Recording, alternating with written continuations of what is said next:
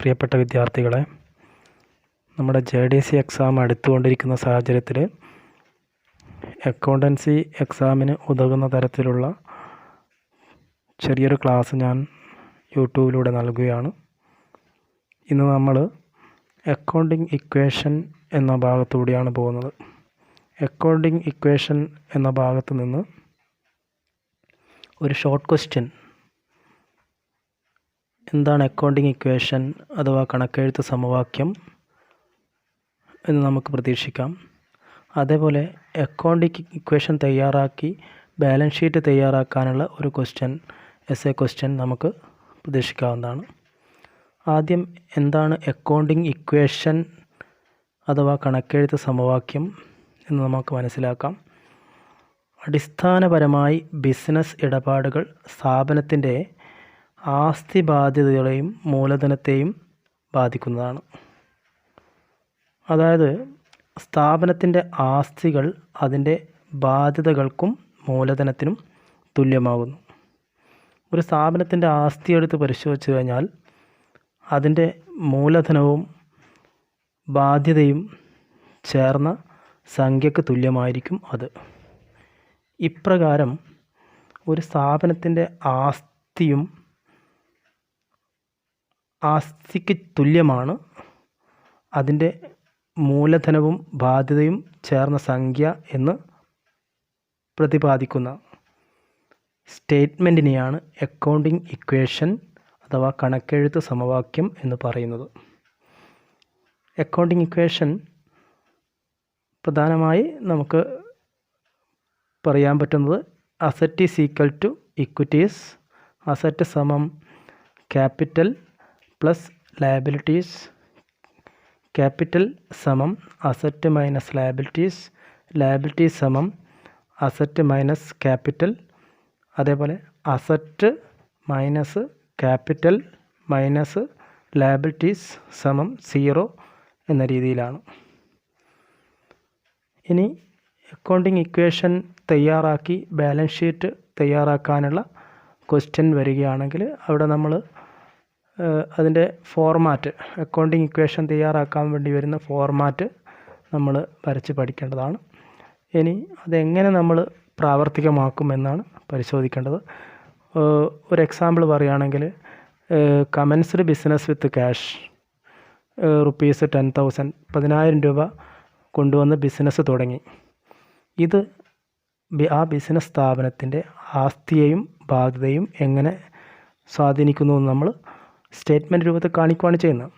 അതായത് ഇവിടെ ക്യാഷ്, സ്ഥാപനത്തിലേക്ക് ക്യാഷ് വരുന്നു, ക്യാഷ് എന്ന ആസ്തി സ്ഥാപനത്തിലേക്ക് വന്നു. അതേസമയം തന്നെ ക്യാപിറ്റൽ എന്ന ലയബിലിറ്റി അല്ലെങ്കിൽ ബാധ്യത സ്ഥാപനത്തിൽ വന്നു. പിന്നെ അതേപോലെ വേറൊരു എക്സാമ്പിൾ നമ്മൾ പറയുകയാണെങ്കിൽ, ഇപ്പം പർച്ചേസ്ഡ് ഗുഡ്സ് ഫോർ ക്യാഷ്, 2,000 രൂപയുടെ ചരക്ക് വാങ്ങി. 2,000 രൂപയുടെ ചരക്ക് വാങ്ങുമ്പോൾ ക്യാഷ് 2,000 രൂപ കയ്യിൽ നിന്ന് പോയി. അപ്പോൾ 2,000 രൂപ എന്ത് ചെയ്യണം? ക്യാഷ് നമ്മൾ ലെസ് ചെയ്യണം. അതേപോലെ പിന്നെ സ്റ്റോക്ക് എന്ന ആസ്തി സ്ഥാപനത്തിലേക്ക് വരികയും ചെയ്തു. അപ്പോൾ ക്യാഷ് എന്ന ആസ്തി സ്ഥാപനത്തിൽ നിന്ന് പോയി, അതേസമയം സ്റ്റോക്ക് എന്ന ആസ്തി, വേറൊരു ആസ്തി സ്ഥാപനത്തിലേക്ക് വന്നു. അപ്പോൾ 2,000 രൂപ ക്യാഷ് കുറഞ്ഞു, എന്നാൽ 2,000 രൂപയുടെ ആസ്തി, സ്റ്റോക്ക് സ്ഥാപനത്തിലേക്ക് വരികയും ചെയ്തു. ബാധ്യതയിൽ മാറ്റം വന്നിട്ടില്ല, ആസ്തിയിൽ മാത്രം മാറ്റം വന്നു. പക്ഷേ ഒരാസ്തി കുറഞ്ഞു, വേറൊരാസ്തി കൂടി. അപ്പോൾ സ്വാഭാവികമായിട്ട് എന്ത് ചെയ്തു? അക്കൗണ്ടിങ് ഇക്വേഷൻ ഇവിടെ asset is equal to capital plus liability സമമായിട്ട് വരുന്ന കാണാം. വേറൊരു എക്സാമ്പിൾ പറയുകയാണെങ്കിൽ, ഫർണിച്ചർ വാങ്ങി, ഒരു 500 രൂപയുടെ ഫർണിച്ചർ വാങ്ങി. അങ്ങനെയാണെങ്കിൽ purchased furniture for cash rupees 500. അങ്ങനെയാണെങ്കിൽ ഫർണിച്ചർ സ്ഥാപനത്തിലേക്ക് വന്നു, അതേസമയം ക്യാഷ് സ്ഥാപനത്തിൽ നിന്ന് പോയി. ഇപ്പോൾ ക്യാഷ് എന്നുള്ള ഐറ്റം എന്ത് ചെയ്യുന്നു? കുറയുന്നു, എന്നാൽ ഫർണിച്ചർ എന്ന ഐറ്റം സ്ഥാപനത്തിലേക്ക് വന്നു. അപ്പോൾ ഒരാസ്തി, ക്യാഷ് എന്നുള്ള ഒരാസ്തി സ്ഥാപനത്തിൽ നിന്ന് കുറഞ്ഞു, എന്നാൽ ഫർണിച്ചർ എന്നുള്ള ആസ്തി സ്ഥാപനത്തിലേക്ക് വന്നു. ഇനി വേറൊരു എക്സാമ്പിൾ പറയുകയാണെങ്കിൽ, ബാങ്കിൽ നിക്ഷേപിച്ചത് deposited into bank rupees 1,000 ആണെങ്കിൽ ഇവിടെ 1000 രൂപ ബാങ്കിലേക്ക് നിക്ഷേപിച്ചു, 1000 രൂപ ക്യാഷ് കുറഞ്ഞു. എന്നാൽ ബാങ്ക് ഡെപ്പോസിറ്റ് അല്ലെങ്കിൽ ബാങ്ക് ഇൻവെസ്റ്റ്മെൻറ്റ് എന്ന ആസ്തി എന്ത് ചെയ്തു? 1000 രൂപ കൂടി. ക്യാഷ് 1000 കുറഞ്ഞു, അതേസമയം ബാങ്ക് ഡെപ്പോസിറ്റ് എന്ന ആസ്തി 1000 കൂടി. അപ്പോൾ അക്കൗണ്ടിങ് ഇക്വേഷൻ സമമായി പോകുന്നു. Asset is equal to capital plus liabilities സമമായിട്ട് വരുന്നതാണ്. അതേപോലെ വേറൊരു എക്സാമ്പിൾ പറയുകയാണെങ്കിൽ കടമായിട്ട് ചരക്ക് വാങ്ങി. കടമായിട്ട് ചരക്ക് വാങ്ങുമ്പോൾ എന്താ സംഭവിക്കുന്നത്? സ്റ്റോക്ക് എന്ന ആസ്തി കൂടി, അതേസമയം ക്രെഡിറ്റർ എന്ന ലയബിലിറ്റി കൂടി. രണ്ട് ഭാഗത്തും ഒരേ എമൗണ്ട്. ഇപ്പോൾ ഒരു 1500 രൂപയുടെ ചരക്കാണ് കടമായിട്ട് വാങ്ങിയെങ്കിൽ 1500 രൂപ എന്ത് ചെയ്യും? 1500 രൂപയുടെ സ്റ്റോക്ക് എന്ന ആസ്തി അസറ്റ് സൈഡിൽ കൂടുന്നു, അതേസമയം തന്നെ ലയബിലിറ്റി സൈഡിൽ ക്രെഡിറ്റർ എന്ന ലയബിലിറ്റി കൂടുന്നു.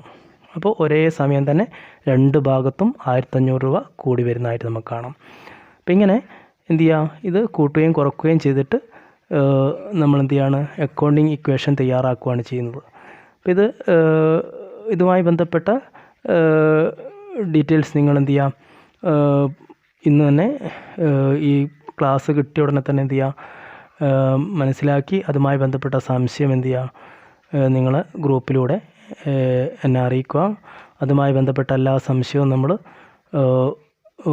ഒരു ദിവസം കൊണ്ട് തന്നെ നമുക്ക് കവർ ചെയ്യാവുന്നതാണ്. ഓക്കെ. അടുത്തതായി നമ്മൾ പറയുന്നത് ബാങ്ക് റീകൺസീലിയേഷൻ സ്റ്റേറ്റ്മെൻറ്റ് അഥവാ ബാങ്ക് അനുരഞ്ജന പട്ടികയാണ്. അപ്പോൾ ഇവിടെ ബാങ്ക് അനുരഞ്ജന പട്ടിക എന്താണെന്നും അല്ലെങ്കിൽ ബാങ്ക് അനുരഞ്ജന പട്ടിക എന്താണെന്നും ബാങ്ക് ബാലൻസ് പാസ്ബുക്ക് ബാലൻസും ക്യാഷ് ബുക്കിലെ ബാങ്ക് ബാലൻസും തമ്മിൽ വ്യത്യാസമുണ്ടാകാനുള്ള കാരണങ്ങൾ എന്തൊക്കെയാണ് എന്നൊക്കെ ക്വസ്റ്റ്യൻ ഉണ്ടാവും. ഇവിടെ ഷോർട്ട് ക്വസ്റ്റ്യനായിട്ട് ചോദിക്കാനിടയുള്ളത് എന്താണ് ബാങ്ക് അനുരഞ്ജന പട്ടിക അല്ലെങ്കിൽ ബാങ്ക് റീകൺസീലിയേഷൻ സ്റ്റേറ്റ്മെൻറ്റ് എന്താണെന്നാണ്. എന്താ ബാങ്ക് റീകൺസീലിയേഷൻ സ്റ്റേറ്റ്മെൻറ്റ് അല്ലെങ്കിൽ ബാങ്ക് അനുരഞ്ജന പട്ടിക കൊണ്ട് അർത്ഥമാക്കുന്നത്? ഒരു നിശ്ചിത ദിവസം ക്യാഷ് ബുക്കിലെ ബാങ്ക് ബാലൻസും പാസ്ബുക്ക് ബാലൻസും തമ്മിൽ ഉള്ള വ്യത്യാസം ഐക്യപ്പെടുത്താൻ അല്ലെങ്കിൽ സമീകരിക്കാൻ വേണ്ടിയിട്ട് അല്ലെങ്കിൽ പൊരുത്തപ്പെടുത്താൻ വേണ്ടി തയ്യാറാക്കുന്ന സ്റ്റേറ്റ്മെൻറ്റാണ് ബാങ്ക് അനുരഞ്ജന പട്ടിക. ഒരു നിശ്ചിത ദിവസം ക്യാഷ് ബുക്കിലെ ബാങ്ക് ബാലൻസും പാസ്ബുക്ക് ബാലൻസും തമ്മിൽ പൊരുത്തപ്പെടുത്താൻ വേണ്ടി തയ്യാറാക്കുന്ന സ്റ്റേറ്റ്മെൻറ്റാണ് ബാങ്ക് അനുരഞ്ജന പട്ടിക. ചില കാരണങ്ങൾ കൊണ്ട് ചില പ്രത്യേക ദിവസങ്ങളിൽ എന്ത് ചെയ്യുന്നു? ക്യാഷ് ബുക്കിലെ ബാങ്ക് ബാലൻസും പാസ്ബുക്ക് ബാലൻസും തമ്മിൽ വ്യത്യാസമുണ്ടാകുന്നു. ഉദാഹരണമായിട്ട് പറഞ്ഞാൽ, ഒരു ബിസിനസ്സുകാരൻ ചെക്ക് നൽകി, എന്നാൽ ആ ചെക്ക് കിട്ടിയ ആൾ അത് ബാങ്കിൽ എത്തിച്ചിട്ടില്ല അല്ലെങ്കിൽ ബാങ്കിൽ പോയിട്ട് പണമാക്കി മാറ്റിയിട്ടില്ല. ഈ സാഹചര്യത്തിൽ ക്യാഷ് ബുക്ക് ബാലൻസും പാസ്ബുക്ക് ബാലൻസും തമ്മിൽ വ്യത്യാസപ്പെടുന്നതായിട്ട് കാണാം. ചെക്ക് നൽകുന്ന സമയത്ത് ബിസിനസ്സുകാരൻ തൻ്റെ ക്യാഷ് ബുക്കിൽ എന്ത് ചെയ്യുന്നു? ബാങ്ക് ബാലൻസ് കുറച്ച് കാണിക്കുന്നു. എന്നാൽ ഈ ചെക്ക് ബാങ്കിലെത്തിയിട്ട് പണമാക്കി മാറ്റിയാൽ മാത്രമേ, ആ ചെക്ക് കിട്ടിയ ആൾ അത് പണമാക്കി മാറ്റിയാൽ മാത്രമേ എന്ത് ചെയ്യുന്നുള്ളൂ? പാസ്ബുക്കിലെ ബാലൻസ് കുറയുന്നുള്ളൂ. അപ്പോൾ ക്യാഷ് ബുക്കിലെ ബാങ്ക് ബാലൻസ് കുറഞ്ഞു, എന്നാൽ പാസ്ബുക്ക് ബാലൻസ് കുറഞ്ഞിട്ടില്ല. ഇത് എന്ത് ചെയ്യുന്നു? പാസ്ബുക്ക് ബാലൻസും ക്യാഷ് ബുക്കിലെ ബാങ്ക് ബാലൻസും തമ്മിൽ വ്യത്യാസം വരാൻ കാരണമാകുന്നു. അപ്പോൾ ഇങ്ങനെ വ്യത്യാസമുണ്ടാകുമ്പോൾ, ആ ക്യാഷ് ബുക്ക് ബാലൻസും പാസ്ബുക്ക് ബാലൻസും തമ്മിൽ വ്യത്യാസമുണ്ടാകുമ്പോൾ അത് സമപ്പെടുത്തിയെടുക്കാൻ അല്ലെങ്കിൽ ഐക്യപ്പെടുത്താൻ അല്ലെങ്കിൽ പൊരുത്തപ്പെടുത്താൻ വേണ്ടിയിട്ട് ബിസിനസ്സുകാർ വരച്ചുണ്ടാക്കുന്ന സ്റ്റേറ്റ്മെൻറ്റാണ് ബാങ്ക് റീകൺസീലിയേഷൻ സ്റ്റേറ്റ്മെൻറ്റ് അഥവാ ബാങ്ക് അനുരഞ്ജന പട്ടിക. അപ്പോൾ എന്താണ് ബാങ്ക് അനുരഞ്ജന പട്ടിക എന്ന് നിങ്ങൾ പഠിച്ചു വെക്കണം.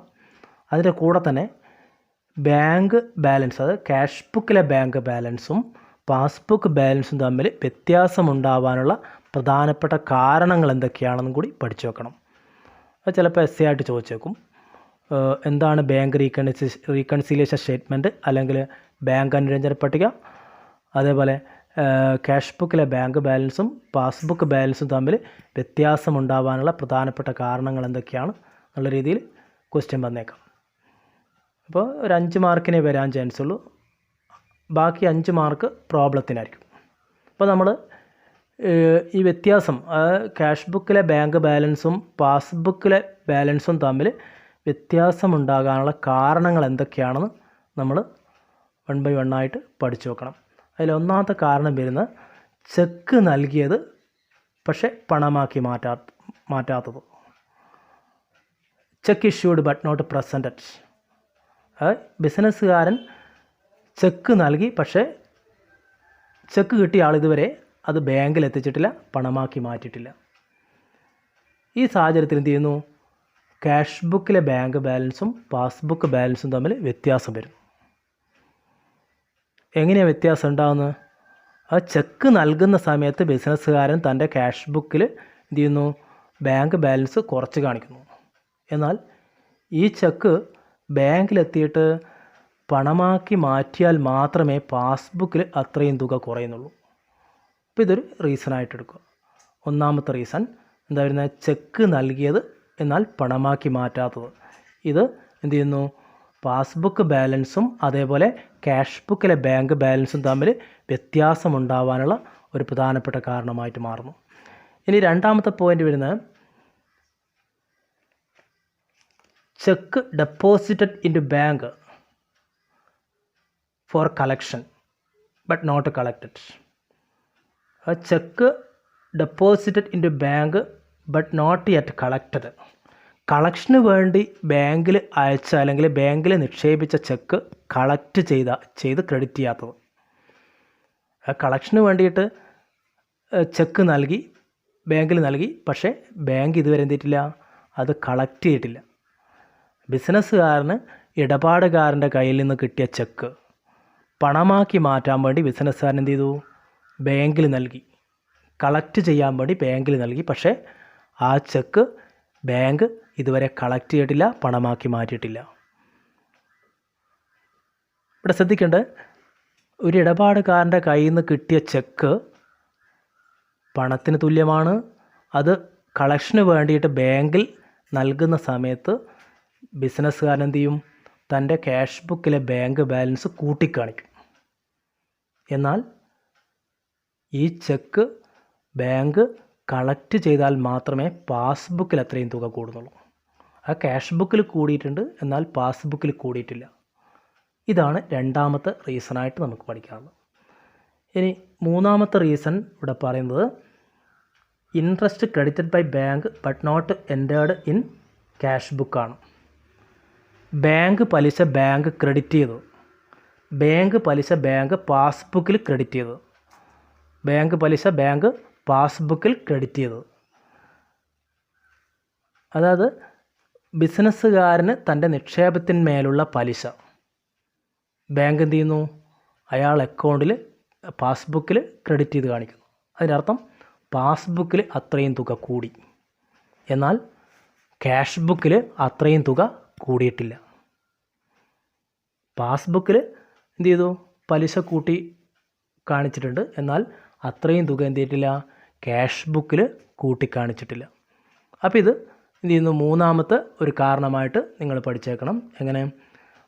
ബാങ്ക് പലിശ ബാങ്ക് പാസ്ബുക്കിൽ ക്രെഡിറ്റ് ചെയ്തത് എന്ത് ചെയ്യുന്നു? ക്യാഷ് ബുക്ക് ബാലൻസും അതേപോലെ പാസ്ബുക്ക് ബാലൻസും തമ്മിൽ വ്യത്യാസമുണ്ടാവാൻ കാരണമാകുന്നു. ഇനി നാലാമത്തെ റീസൺ അല്ലെങ്കിൽ കാരണമായിട്ട് പറയുന്നത് ബാങ്ക് ചാർജ് ബാങ്ക് ഡെബിറ്റഡ് ആണ്. ബാങ്ക് ചാർജ് ബാങ്ക് ഡെബിറ്റ് ചെയ്തത്. Bank charge bank debited in the പാസ്ബുക്കാണ്. പാസ്ബുക്കിൽ ബാങ്ക് എന്ത് ചെയ്തു? ബാങ്ക് ചാർജ് ഡെബിറ്റ് ചെയ്തു. ബാങ്ക് ചെയ്ത സേവനത്തിനുള്ള പ്രതിഫലമായിട്ട് ഒരു നിശ്ചിത തുക എന്ത് ചെയ്തു? ബാങ്ക് ചാർജ് ചെയ്തു. അത് പാസ്ബുക്കിൽ എന്ത് ചെയ്തു? ഡെബിറ്റ് ചെയ്തു. അതിൻ്റെ അർത്ഥം അത്രയും തുക പാസ്ബുക്കിൽ കുറച്ച് കാണിച്ചു. അത്രയും തുക പാസ്ബുക്കിൽ കുറച്ച് കാണിച്ചു. എന്നാൽ ഈ തുക എന്ത് ചെയ്തിട്ടില്ല, ക്യാഷ് ബുക്കിൽ കുറഞ്ഞിട്ടില്ല. അപ്പോൾ ഈ പാസ്ബുക്കിലെ ബാലൻസും ക്യാഷ് ബുക്കിലെ ബാങ്ക് ബാലൻസും തമ്മിൽ വ്യത്യാസപ്പെടുന്നു. അതായത് ബാങ്ക് ചാർജ് ബാങ്ക് എന്ത് ചെയ്തു, പാസ്ബുക്കിൽ ഡെബിറ്റ് ചെയ്ത സമയത്ത് ക്യാഷ് ബുക്ക് ബാലൻസും അതേപോലെ പാസ്ബുക്ക് ബാലൻസും തമ്മിൽ വ്യത്യാസപ്പെട്ടു. ഇനി അഞ്ചാമത്തെ റീസൺ അല്ലെങ്കിൽ അഞ്ചാമത്തെ കാരണമായിട്ട് പറയുന്നത് direct payment made by a customer into ബാങ്കാണ്. ഒരു ഇടപാടുകാരൻ നേരിട്ട് ബാങ്കിലടക്കും. ഒരു ഇടപാടുകാരൻ നേരിട്ട് ബാങ്കിലടച്ചത് ബിസിനസ്സിന് പണം നൽകാനുള്ള ഒരു ഇടപാടുകാരൻ എന്ത് ചെയ്തു, ആ ബിസിനസ്സുകാരന് പണം നൽകാതെ ആ തുക നേരിട്ട് ബാങ്കിൽ നിക്ഷേപിച്ചു. ഇങ്ങനെയുള്ള സാഹചര്യത്തിൽ സംഭവിക്കുന്നത് പാസ്ബുക്കിൽ അത്രയും തുക കൂടും.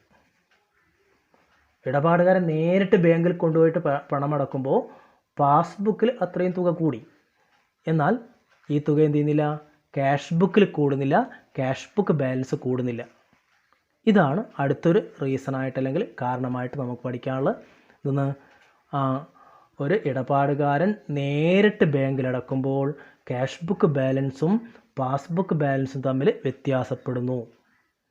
ഇനി അടുത്തൊരു പോയിൻ്റായിട്ട് നമുക്ക് പഠിക്കാനുള്ളത് dividend collected and credited by bank. Dividend collected and credited by ബാങ്കാണ്. ബിസിനസ്സുകാരന് പല കമ്പനികളിലും സ്ഥാപനങ്ങളിലും ഷെയറുകളും ഓഹരികളൊക്കെ ഉണ്ടാവും. ഈ ഓഹരികളുടെ മേലെ കമ്പനി നൽകുന്ന ലാഭവിഹിതം ബിസിനസ്സുകാരന് വേണ്ടിയിട്ട് ബാങ്ക് കളക്ട് ചെയ്യുമ്പോൾ, ബാങ്ക് കളക്ട് ചെയ്തിട്ട് ക്രെഡിറ്റ് ചെയ്യുമ്പോൾ പാസ്ബുക്കിൽ അത്രയും തുക കൂടുന്നു.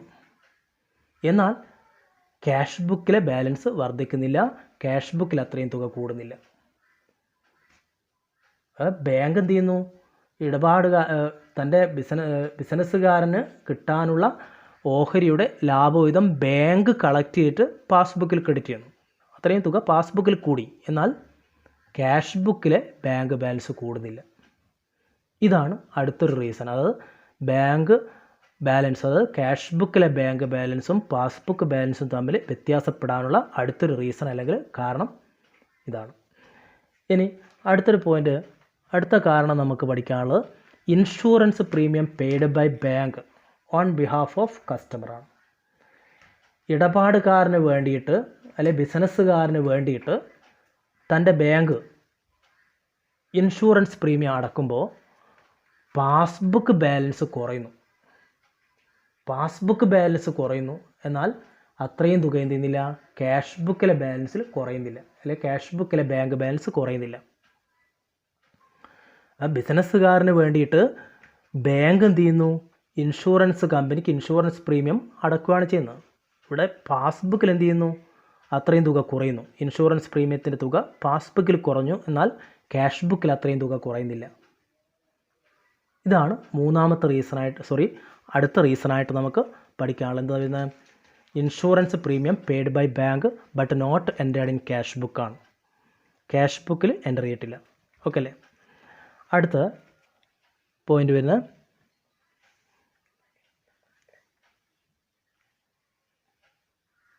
ചെക്ക് അനാദരിക്കപ്പെടും. Dishonour of cheque not entered in cash book but entered in passbook. Cheque അനാദരിക്കപ്പെട്ടത് പാസ്ബുക്കിൽ രേഖപ്പെടുത്തിയത്. ചെക്ക് അനാദരിക്കപ്പെടുമ്പോൾ ബാങ്ക് എന്ത് ചെയ്യും, പാസ്ബുക്കിൽ അത്രയും തുക കുറച്ച് കാണിക്കും. ബിസിനസ്സുകാരൻ്റെ ചെക്ക് അനാദരിക്കപ്പെടുമ്പോൾ ബാങ്ക് പാസ്ബുക്കിൽ അത്രയും തുക കുറച്ച് കാണിക്കുന്നു, എന്നാൽ ഇത് ക്യാഷ് ബുക്കിലെ ബാങ്ക് ബാലൻസ് കുറയ്ക്കുന്നില്ല. അടുത്ത കാരണം ഇതായിട്ട് നമ്മൾ പഠിച്ചേക്കുക. എന്താ വരുന്നത്, dishonour of cheque not entered in cash book or dishonour of cheque enough. Cheque അനാദരിക്കപ്പെടും. ചെക്ക് അനാദരിക്കപ്പെടുന്ന സാഹചര്യത്തിൽ പാസ്ബുക്കിൽ അത്രയും തുക കുറയുന്നു, എന്നാൽ ക്യാഷ് ബുക്കിലെ ബാങ്ക് ബാലൻസ് കുറയുന്നില്ല.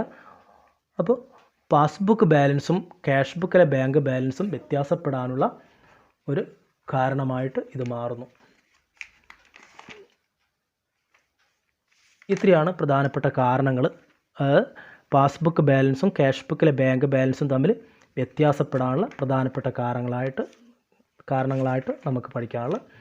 ഇനി നമുക്ക് അവിടെ ഒരു 5 മാർക്കിൻ്റെ ഒരു ക്വസ്റ്റ്യൻ നമുക്ക് പ്രതീക്ഷിക്കാം. പ്രോബ്ലം, അതായത് താഴെ തന്നിരിക്കുന്ന വിവരങ്ങളിൽ നിന്ന് ഒരു ബാങ്ക് അനുരഞ്ജന പട്ടിക തയ്യാറാക്കാൻ പറഞ്ഞുകൊണ്ടുള്ള ക്വസ്റ്റ്യൻ ആയിരിക്കും. അപ്പോൾ അവിടെ ശ്രദ്ധിക്കേണ്ടത് വെച്ചാൽ ചിലപ്പോൾ പാസ്ബുക്ക് ബാലൻസ് ആയിരിക്കും തരിക, ചിലപ്പോൾ ക്യാഷ് ബുക്ക് ബാലൻസ് ആയിരിക്കും തരിക. ഏത് ബാലൻസ് ആണോ തന്നത് ആ ബാലൻസിൻ്റെ കൂടെ കൂട്ടേണ്ടതൊക്കെ കൂട്ടുക, അതേപോലെ തന്നെ കുറയ്ക്കേണ്ടതൊക്കെ കുറയ്ക്കുക. ക്യാഷ് ബുക്ക് ബാലൻസ് ആണ് തന്നതെങ്കിൽ അതിൻ്റെ കൂടെ ഏതൊക്കെ ഐറ്റംസ് ആണ് കൂട്ടേണ്ടത്, അതുപോലെ തന്നെ ഏതൊക്കെ ഇടപാടുകളാണ് കുറയ്ക്കേണ്ടത്, ഇത് നമ്മൾ പഠിച്ചേ മതിയാവും. അപ്പോൾ ക്യാഷ് ബുക്ക് ബാലൻസ് ആണ് തരുന്നതെങ്കിൽ ആ ബാലൻസിൻ്റെ കൂടെ ഏതൊക്കെ കൂട്ടിയാൽ ഏതൊക്കെ കുറച്ചാൽ പാസ്ബുക്ക് ബാലൻസുമായിട്ട് പൊരുത്തപ്പെടുത്താം, അതാണ് പോയിന്റ് വരുന്നത്.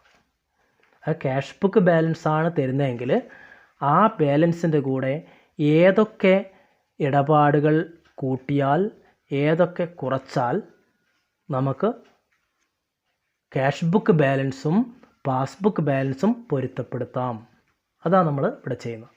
അപ്പോൾ ആദ്യം പരിശോധിക്കേണ്ടത് വെച്ചാൽ ഏതൊക്കെ ഐറ്റം നമ്മൾ ക്യാഷ് ബുക്ക് ബാലൻസിൻ്റെ കൂടെ ആഡ് ചെയ്യേണ്ടതാണ്. അതിൽ ഒന്നാമത്തെ വരുന്നത് ചെക്ക് നൽകിയത് പക്ഷേ പണമാക്കി മാറ്റാത്തത്. Cheque issued but not presented. Cheque issued but not presented. Businessman just issued cheque but not presented in the bank for money. Cheque നൽകി പക്ഷേ ആ ചെക്ക് ഇതുവരെ ബാങ്കിലെത്തിയിട്ടില്ല. ചെക്ക് നൽകുമ്പോൾ ബിസിനസ്സുകാരൻ തൻ്റെ ക്യാഷ് ബുക്കിലെ ബാങ്ക് ബാലൻസ് കുറച്ച് കാണിച്ചു. എന്നാൽ ഈ ചെക്ക് ഇതുവരെ എന്ത് ചെയ്തിട്ടില്ല, ബാങ്കിലെത്തിയിട്ടില്ല. ഈ ചെക്ക് ഇതുവരെ ബാങ്കിലെത്തിയിട്ടില്ല. അതിൻ്റെ അർത്ഥം പാസ്ബുക്കിൽ അത്രയും തുക കുറഞ്ഞിട്ടില്ല. അപ്പോൾ ക്യാഷ് ബുക്ക് ബാലൻസും പാസ്ബുക്ക് ബാലൻസും തമ്മിൽ പൊരുത്തപ്പെടുത്താൻ ക്യാഷ് ബുക്ക് ബാലൻസിൻ്റെ കൂടെ നമ്മൾ എന്ത് ചെയ്യണം, എത്രയാണോ കുറച്ചത് ആ തുക ആഡ് ചെയ്യണം. ഇപ്പോൾ ഒന്നാമത്തെ പോയിന്റ് നമുക്ക് കിട്ടി. പഠിക്കേണ്ട റൂള്, ക്യാഷ് ബുക്ക് ബാലൻസ് തന്നാൽ അതിൻ്റെ കൂടെ ആഡ് ചെയ്യേണ്ട ഒരു ഐറ്റം നമുക്ക് കിട്ടി. ഏതാ? ചെക്ക് നൽകിയത് പക്ഷേ പണമാക്കി മാറ്റാത്ത എന്ത് ചെയ്യണം, ആഡ് ചെയ്ത് കാണിക്കേണ്ടതാണ്. എന്തുകൊണ്ട് ആഡ് ചെയ്ത് മനസ്സിലായല്ലോ. ചെക്ക് നൽകിയ സമയത്ത് ബിസിനസ്സുകാരൻ എന്ത് ചെയ്തിട്ടുണ്ട്, ക്യാഷ് ബുക്കിലെ ബാങ്ക് ബാലൻസ് കുറച്ച് കാണിച്ചിട്ടുണ്ട്.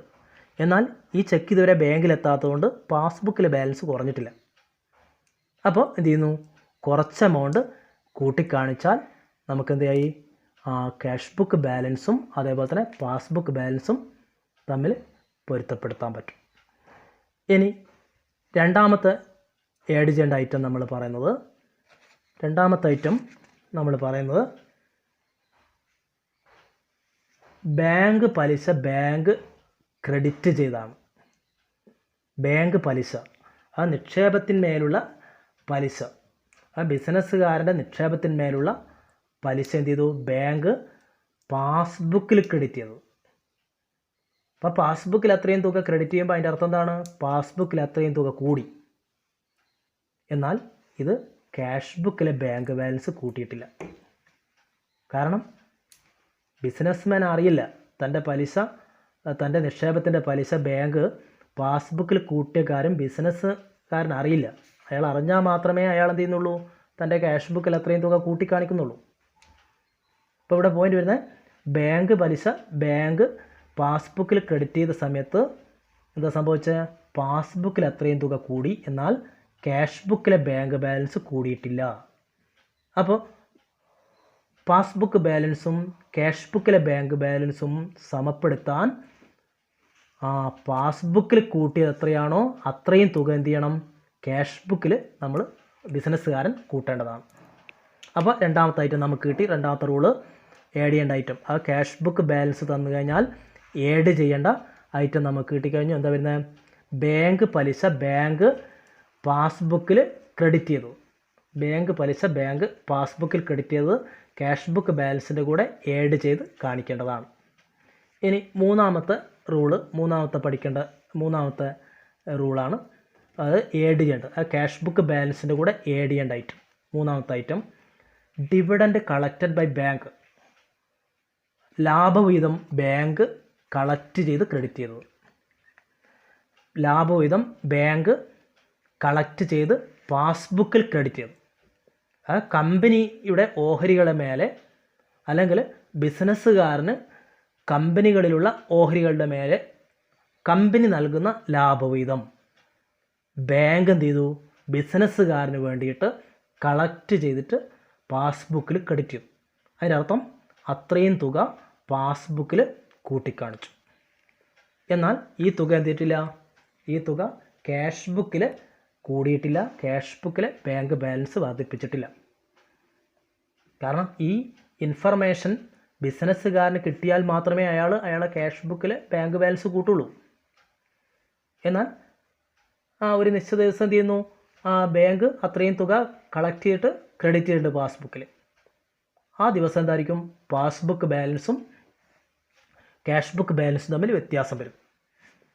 ഇപ്പോൾ ഇവിടെ പോയിന്റ് വരുന്നത് വെച്ചാൽ ഡിവിഡൻഡ് കളക്റ്റഡ് ബൈ ബാങ്കാണ്. ബാങ്ക് ഡിവിഡൻഡ് കളക്ട് ചെയ്തിട്ട് പാസ്ബുക്കിൽ ക്രെഡിറ്റ് ചെയ്തതാണ്.